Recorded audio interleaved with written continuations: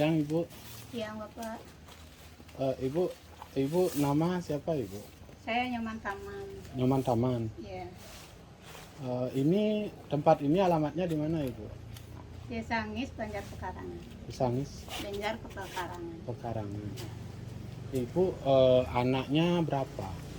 Anak saya 3, pertama cewek udah kawin. Oh, Sekarang nih laki-laki 2. laki-laki 2. Iya, Yang pertama, yang kedua laki-laki. iya ketiga laki-laki. Yang Sekolah semua? kalau yang kedua nggak sekolah, dulu pernah ke sekolah di yayasan di kandidasi nama, tapi sekarang udah berhenti. Kalau yang ketiga sekolah, Kenapa anaknya yang kedua itu sekolah di yayasan? Kenapa dia? karena dia tidak normal. Tidak normal. Iya. Tidak normalnya bagaimana Ibu? Kalau ngomong nggak nyambung, dia penyakitan epilepsi. Oh, dia ada epilepsi. Iya. Dari umur berapa dia epilepsi? Epilepsinya dari umur 2,5 tahun. 2,5 tahun. Iya. Sempat dibawa ke dokter berobat tuh. Sempat dia pertama saya rumah sakit Karangasem. Nah, udah gitu dirujuk ke rumah sakit Sanglah. Terus dirawat itu sampai sekarang sudah dirawat. Ada nggak setelah diobati itu ada perubahan, membaik gitu? Kalau dulu nggak ada perubahan sama sekali, tidak ada perubahan. Sudah itu dibantu saya sama Yayasan Solmen. Ada perubahan, cuma dia kan dulu sering lari dia.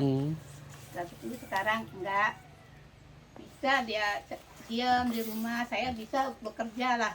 Kayak sekarang cari daun pandan minum. Kalau dulu enggak. Oh, loh, Ibu kan bilang dia lari kalau Ibu. Terus suami Ibu Meninggal meninggal. waktu adiknya bayi. Adiknya bayi. Omang itu ya. Meninggal kenapa Bu kalau boleh tahu suami Ibu? Dia tabrakan. Tabrakan, kecelakaan. Ya kecelakaan sama sepeda motor dia, tapi dia bukan nggak bisa bawa sepeda motor. Iya. Nah, temannya yang bawa, udah gitu jatuh dia, udah gitu sana di rumah sakit Plumpung, setelah itu mau dirawat ke Sanglah, udah di ambulan udah meninggal. Oh, di ambulan berarti masih dalam Perjalanan. dalam perjalanan meninggal gitu di ambulan gitu. Iya. Udah lama suami Ibu meninggal? Koma sekarang umurnya 15, kalau kira-kira 13 tahun. 13 tahun ya. Koma 2 tahun waktu itu. Terus Ibu kan merawat anak Ibu juga kadang harus kerja. Sekarang dulu anak kan harus sekolah. Iya. Ibu harus mencukupi kebutuhan mereka. Gimana caranya sedangkan Ibu mempunyai anak yang istimewa bagi kami Ibu? Ya dulu ya, waktu saya kakaknya itu yang udah kawin masih sekolah, pagi-pagi saya kerja ke Desa Angis namanya. Saya memburu itu batu bara. Jam 12 kakaknya sekolah, saya pulang lari dah dari sana jauh, kira-kira 1,5 kilo. Lari saya jam 12 sampai anaknya lambat sekolah.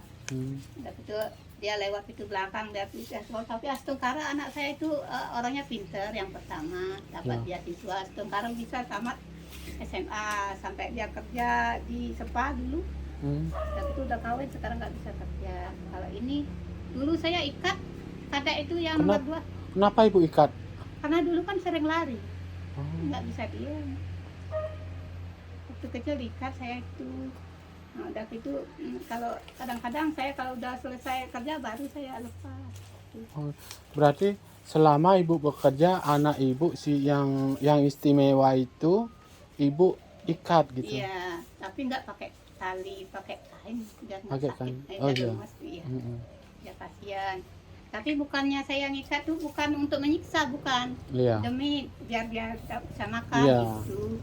Istilahnya kalau saya udah kehidupan saya. Sementara kan anak saya pertama tamat SMA, udah tuh ini masuk sekolah dia. Dulu itu adanya 6 tahun sekolah di yayasan. Nanti saya COVID itu saya mengundurkan diri.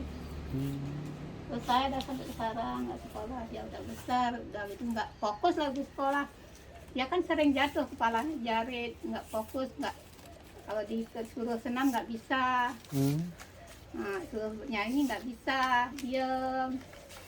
Itu udah saya makanya saya mengundurkan diri, dikasih sama gurunya gitu. Biarin dah dia berhenti karena tidak ada kemajuan kan gitu gurunya. Ya. Kasih saya berhenti dah sampai sekarang.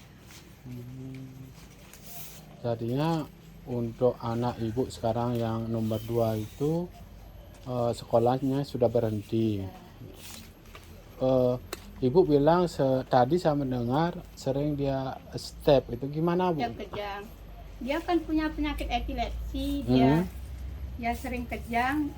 Sekarang nggak, tadi nggak kejang. Kemarin kejang 2 kali. Sehari 2 kali bisa kejang itu? Pernah 10 kali pernah. 1 hari? Iya. Malamnya sampai nggak ini lagi. Sampai nggak kayak orang bernyawa, tidur aja dia. Diam, kejang lagi. Sadar dia langsung berapa menit kejang lagi. 10 kali pernah malamnya. Melihat keadaan ibu, anak ibu yang nomor 2 itu kejang atau sakit pada waktu malam hari, pingsan lah istilahnya itu, gak ada rasa panik gitu Bu? Ya, saya panik. Saya pasrah. Cuma saya bisa berdoa biar anak saya sadar kembali kan gitu. Cuma gitu aja saya. Nggak bisa ngomong apa kalau saya dilarikan ke rumah sakit. Cuma kan gitu menunggu hasilnya aja, biar sadar aja nggak apa gitu. Udah sering dia saya ajak ke rumah sakit. Udah gitu sampai jari-jari kepalanya cuma jari itu. Udah sering. Ya ajak saya di rumah aja dipakai diolesin obat hangat itu kayak BPU gitu. Nanti dia sadar sendiri gitu. Udah lama penyakitnya, kalau dia sekarang umurnya kalau nanti 18 Juli ini 20 tahun dia. 20 tahun sekarang umurnya? Iya. Kira-kira sakitnya udah 17 tahun. 17 tahun. Ya. Terus untuk menanggung biaya hidup kedua anak ibu sekarang, gimana caranya ibu? Saya begini dah, saya buruh begini kayak kuli, saya mencari daun tikar, daun pandan gitulah. Yang di gunung, dari itu dari hasilnya kan nanti kan dibagi-bagi. Nah, pakai cukup untuk makan aja gitu. Nanti kalau Komang ada pengeluaran dari sekolah saya pinjam dulu, nanti kalau ada uang kan tiap bulan cicil gitu. Itu caranya saya biar bisa dia sekolah, biar nggak berhenti sekolah modalnya dia. Biar dia jalan sekolah gitu saya, kehidupan saya. Kalau makannya apa adanya, kalau ada nasi sama tahu tempe dia mau dia. Nggak apa-apa, yang penting dia bisa jalan sekolah gitu. Daun pandangan itu nyarinya di mana Bu? Di gunung. Oh, itu nggak beli udah jadi, misal lembaran-lembaran itu? Iya, masih berduri, masih di atas. Di atas maksudnya? Di pohon. Oh, di pohon.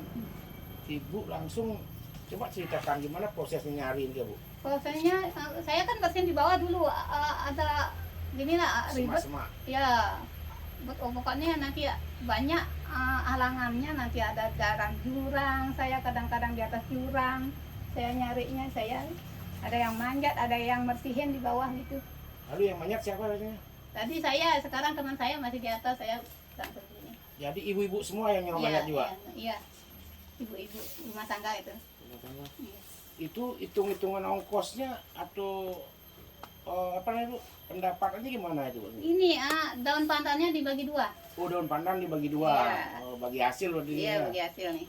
Bagi 2, dari 50% dia. Iya.